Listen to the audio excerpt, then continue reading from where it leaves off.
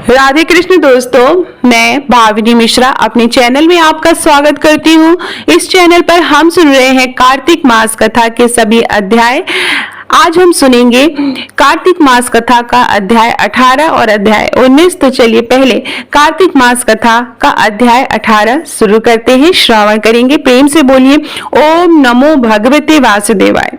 लिखती हूँ माँ पुराण की सीधी सच्ची बात, 18वां अध्याय कार्तिक मुक्ति का वरदान। अब रौद्र रूप महाप्रभु शंकर नंदी पर चढ़कर युद्ध भूमि में आए। उनको आया देखकर उनके पराजित गण फिर लौट आए और सिंहनाद करते हुए आयुधों से दैत्यों पर प्रहार करने लगे। भीषण रूपधारी रुद्र को देख दैत्य भागने लगे। तब जलंधर हजारों वार छोड़ता हुआ शंकर जी की ओर दौड़ा। उसके शुंभ निशुंभ आदि वीर भी शंकर जी की ओर दौड़े। इतने में शंकर जी ने जलंधर के सब वार जालों को काट अपने अन्य वारों की आंधी से दैत्यों को अपने फरसे से मार डाला। खड़गोरमा नामक दैत्य को अपने फरसे से मार डाला और बलाहक का सिर भी काट डाला। गम्स पर भी मारा गया और शिव चिसी ने प्रचंड नामक दैत्य का सिर काट डाला। किसी को शिव जी के बैल ने मारा और कई उनके वाणों द्वारा मारे गए। यह देख जलंधर अपने शुंभादि दैत्यों को धिक्कारने और भयभीतों को धैर्य देने लगा, पर किसी प्रकार भी उनके भयग्रस्त दैत्य युद्ध को न आते थे। जब दैत्य सेना पलायन आरंभ कर दिया, तब महाक्रुद्ध जलंधर ने शिव जी को ललकारा और 70 बाण मारकर शिव जी को दग्ध कर दिया। शिव जी उसके वाणों को काटते रहे, यहाँ तक कि उन्होंने जलंधर की ध्वजा, छत्र और धनुष को भी काट गिराया। फिर 7 बार उसके शरीर में भी तीव्र आघात पहुंचाया। धनुष के कट जाने से जलंधर ने गदा उठाई। शिव जी ने उसकी गदा के टुकड़े कर दिए। तब उसने समझा कि शंकर जी मुझे से अधिक बलवान है, अतः उन्हें गंधर्व माया उत्पन्न कर दी। अनेक गंधर्व अप्सराओं के गण पैदा हो गए। वीणा और मृदंग आदि बाजों के साथ नृत्य और गान होने लगे। इससे अपने गणों सहित रुद्र भी मोहित हो एकाग्र हो गए। उन्होंने युद्ध बंद कर दिया। फिर तो काम मोहित जलंधर बड़ी शीघ्रता से शंकर का रूप धारण कर वृषभ पर बैठकर पार्वती जी के पास पहुंचा। उधर जब पार्वती जी ने अपने पति को आता देखा तो अपनी सखियों का साथ छोड़ दिया और आगे आई। उन्हें देख कामातुर जलंधर का वीरपात हो गया और उसके पवन से वह जड़ भी हो गया। गौरी ने उसे दानव समझा और वह अंतर्धान हो उत्तर की मानस पर चली गई। तब पार्वती जी ने विष्णु जी को बुलाकर दैत्य धन का यह कृत्य कहा और यह प्रश्न किया कि क्या आप इससे अवगत हैं? भगवान विष्णु ने उत्तर दिया, आपकी कृपा से मुझे सब ज्ञात है। हे माता, आप जो भी आज्ञा करेंगी मैं उसका पालन करूंगा। जगत माता ने विष्णु जी से कहा, उस दैत्य ने जो मार्ग खोला है उसका अनुसरण उचित है। मैं तुम्हें आज्ञा देती हूँ कि उसकी पत्नी का पतिव्रत धर्म भ्रष्ट करो और दैत्य तभी मरेगा। पार्वती जी की आज्ञा पाते ही विष्णु जी उसको सिरोधार्य कर छल करने के लिए जलंधर की नगर की ओर चल पड़े। इस प्रकार कार्तिक मास कथा का अध्याय 18 समाप्त होता है। अब हम सुनेंगे कार्तिक मास कथा का अध्याय 19। श्री विष्णु मम हृदय में प्रेरणा करने वाले नाथ, लिखो महात्म्य कार्तिक, रखो सिर पर हाथ। राजा पृथु ने पूछा, हे नारद जी, अब आप यह कहिए कि भगवान विष्णु ने वहां जाकर क्या किया और जलंधर की पत्नी का पतिव्रत धर्म किस प्रकार भ्रष्ट हुआ? नारद जी बोले, जलंधर के नगर में जाकर विष्णु जी ने उनकी पतिव्रता स्त्री वृंदा का प्रतिव्रत भंग करने का विचार किया। वे उसके नगर के उद्यान में जाकर ठहर गए और रात को उसको स्वप्न दिया। वह भगवान विष्णु की माया और विचित्र कार्य पद्धति थी और उनकी माया द्वारा जब वृंदा ने रात में वह स्वप्न देखा कि उसका पति नग्न होकर सिर पर तेल लगाए महिष पर चढ़ा है, वह काले रंग के फूलों की माला पहने हुए है तथा उसके चारों ओर हिंसक जीव हैं, वह सिर मुड़ाए हुए अंधकार में दक्षिण दिशा की ओर जा रहा है, उसने नगर को अपने साथ समुद्र में डूबा हुआ देखा इत्यादि बहुत से स्वप्न देखे। तत्काल ही वह स्वप्न का विचार करने लगी। इतने में उसने सूर्यदेव को उदय होते हुए देखा तो सूर्य में भी उसे एक छिद्र दिखाई दिया और वह कांतिहीन था। इसे उसने अनिष्ट जाना और वह भयभीत हो रोती हुई छज्जे, अटारी और भूमि कहीं भी शांति को प्राप्त नहीं हुई। फिर उसने अपनी दोनों सखियों के साथ उपवन में गई, वहां भी उसे शांति नहीं मिली। फिर वह जंगल में निकल गई, वहां उसने सिंह के समान दो भयंकर राक्षसों को देखा जिससे वह भयभीत होकर भागने लगी। उसी क्षण उसके समक्ष अपने शिष्यों सहित शांत मौनी तपस्वी वहां आ गए। भयभीत वृंदा उनके गले में अपना हाथ डालकर उनसे रक्षा की याचना करने लगी। मुनि ने अपनी एक ही हुंकार से उन राक्षसों को भगा दिया। वृंदा को आश्चर्य हुआ तथा वह भय से मुक्त हो मुनिनाथ को हाथ जोड़कर प्रणाम करने लगी। फिर उसने मुनि से अपने पति के संबंध में उसकी कुशल क्षेम का प्रश्न किया। उसी समय दो वानर मुनि के समक्ष आकर हाथ जोड़कर खड़े हो गए और जो ही मुनि ने भ्रुकुटी संकेत किया त्यों ही वे उड़कर आकाश मार्ग में चले गए। फिर जलंधर का सिर और धड़ लिए मुनि के आगे आ गए। तब अपने पति को मृत हुआ जान वृंदा मूर्छित हो पृथ्वी पर गिर पड़ी और अनेक प्रकार के दारुण विलाप करने लगी। तत्पश्चात उस मुनि ने कहा, हे कृपानिधे, आप मेरे इस पति को जीवित कर दीजिए। पतिव्रता दैत्य पत्नी ऐसा कहकर दुखी श्वासों से को छोड़कर मुनीश्वर के चरणों पर गिर पड़ी।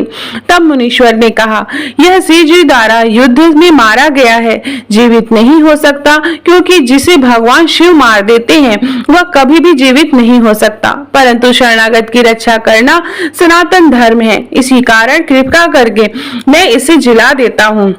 नारद जी ने आगे कहा, वह मुनि साक्षात विष्णु ही थे जिन्होंने यह सब माया फैला रखी थी। वह वृंदा के पति को जीवित कर के अंतर ध्यान हो गए। जलंधर ने उठकर वृंदा का आलिंगन किया और मुख चूमा। वृंदा भी पति को जीवित हुआ देख अत्यंत हर्षित हुई और अब तक हुई बातों को स्वप्न समझा। तत्पश्चात वृंदा सकाम होकर बहुत दिनों तक अपने पति के साथ विहार करती रही। एक बार सुरत और संभोग काल के अंत में उन्हीं विष्णु को देखकर उसे ताड़ित करती हुई बोली, हे पराई स्त्री से गमन करने वाले विष्णु, तुम्हारे शील को धिक्कार है। मैंने जान लिया है कि मायावी तपस्वी तुम ही थे। इस प्रकार कहकर कुपित पतिव्रता वृंदा ने अपने तेज को प्रकट करते हुए भगवान विष्णु को श्राप दिया। तुमने माया से दो राक्षस मुझे दिखाए थे, वही दोनों राक्षस किसी समय तुम्हारी स्त्री का हरण करेंगे। सपेश्वर जो तुम्हारा शिष्य बना है यह भी तुम्हारा ही साथी रहेगा। जब तुम अपनी स्त्री के विरह में दुखी होकर विचरोगे उस समय वानर ही तुम्हारी सहायता करेंगे। ऐसा कहती हुई पतिव्रता वृंदा अग्नि में प्रवेश कर गई। ब्रह्मा आदि देवता आकाश से उसका प्रवेश देखते रहे। वृंदा के शरीर का तेज पार्वती जी के शरीर में चला गया। प्रतिव्रत के प्रभाव से वृंदा ने मुक्ति प्राप्त की। इस प्रकार कार्तिक महात्म्य कथा का अध्याय 19 समाप्त होता है। अब हम सुनेंगे तुलसी चालीसा और तुलसी माँ की आरती। श्री तुलसी चालीसा। जय जय तुलसी भगवती सत्यवती सुखदानी, नमो नमो हरिप्रियसी श्री वृंदा गुण खानी। जय नंदिनी जय पूजिता विश्व पावनी देवी, जयति पुष्य सारा सुरभि हरि जीवनी सुर सेवी। श्री हरि शीस विराजिनी देहु अमर वर अम्बे, जनहित दे वृंदावनी अब जन करहु विलंब। धन्य धन्य श्री तुलसी माता, महिमा अगम सदा श्रुति गाता। हरि के प्राणुल से तुम प्यारी, हरि हेतु कीन्हो तप भारी। जब प्रसन्न है दर्शन दीन्हो, जब तक कर जोरी विनय हम कीन्हो। हे भगवंत कंत महो, दीन जानी जाने छोड़ो। सुनी लक्ष्मी तुलसी की बानी, दीन्हो श्राप क्रोध उर्म आनी। अस आयोग वर मांगन हारी, होई है विपट तुम जड़ तनुधारी। सुनि तुलसी श्रेयो तेहि ठामा, करो वास तनु नीचन धामा। दियो वचन हरि तब तत्काला सुनहु समुख जनि हो विहाला। समय पारी है हो पति तोरा, पूजो आस वचन सत मोरा। तब गोकुल मह गोप सुदामा, तासु भाई भई तुलसी तू वामा। कृष्ण रास लीला के माही, राधे चाख्यो प्रेम लखिनाही। दियो श्राप तुलसी तत्काला, नर लोकहि तुम जन्महु बाला। भयो गोप वह दानव राजा, शंख चूड़ नामक सिर ताजा। तुलसी भई तासु की नारी, परम सती गुण रूप अगारी। अस है कल्प बीत जब गए हूँ, कल्प तृतीय जन्म तब भय हूँ। वृंदा नाम भयो तुलसी को, असुर जलंधर नाम पति को। करि अति द्वंद अतुल बल धामा, लीना शंकर से संग्रामा। जब निज सैन्य सहित शिवहारे, मरहि न तब हरहि पुकारे। पतिव्रता वृंदा थी नारी, को न सके पति संहारी। जब जलंधर ही भेष बनाई, वृंदा डींग हरि पहचो जाय। शिव हित लही करी कपट प्रसंगा, कियो सतित्व धर्म तेहि भंगा। भयो जलंधर कर संहारा, सुन वृंदा उर शोक अपारा। तिहि छड़ दियो कपट हरि टारी, लखि वृंदा दुख गिरा उचारी। जलंधरहि जस हथ्यो अभीता, सोई रावण है हरहि सीता। अस प्रस्तर सम हृदय तुम्हारा, धर्म खंडी मम पतहि संहारा। यही कारण लही श्राप हमारा, होए तनु पाषाण तुम्हारा। सुनि हरि तुरत ही वचन उचारे, दियो श्राप तुम बिना विचारे। लाख्यो नन निज करतहि पति को, छलन चहो जब पार्वती को।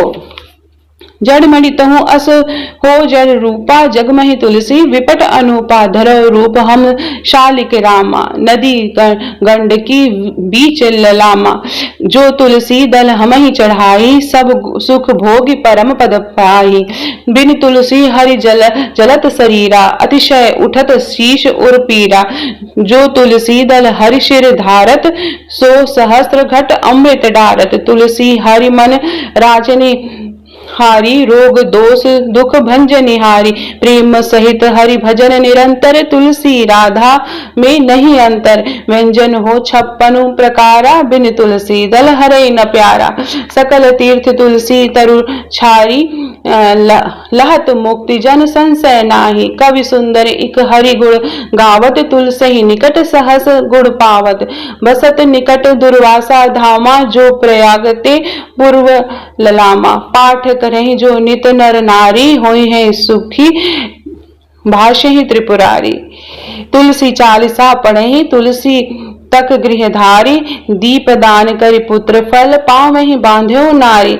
सकल दुख दारिद्र हरि, हरि है परम प्रसन्न। अतिशय धन जन लाहसी गृह, बसहि पुरा अन्न। तहि लहि अधिमत फल जगत महे, लहि पूर्ण सब काम।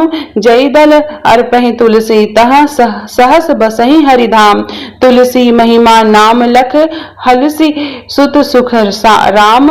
मानस चालीसा रच्यो, जगमह तुलसी धाम। इति से तुलसी चालीसा समाप्तम। तो प्रेम से बोलिए तुलसी मैया की जय। अब तुलसी माता की हम आरती पढ़ेंगे। आरती वृंदा तुलसी की, प्राण की प्यारी प्रभु जी की। कंचन थार कपूर की बाती, करत प्रकाश हृदय दिन राती। देखी लक्ष्मी हूँ दौड़ी आती, नित नव होती आरती घी की। जो उन्नति नित चहे सुमति मति, तुलसी ही भजहि कहीं कमलापति। आरती वृंदा तुलसी की, प्राण की प्यारी प्रभु जी की। तुलसी दल बिनु जिन्हि लगे अति, मैं और मिठाइयों फीकी। हे भगवती सती भय भंजनी, तुलसी पाप ताप मद गंजनी। आरती वृंदा तुलसी की, प्राण की प्यारी प्रभु जी की। नित नूतन मानस मनोरंजनी, हरि की परम प्रिया तिनी की।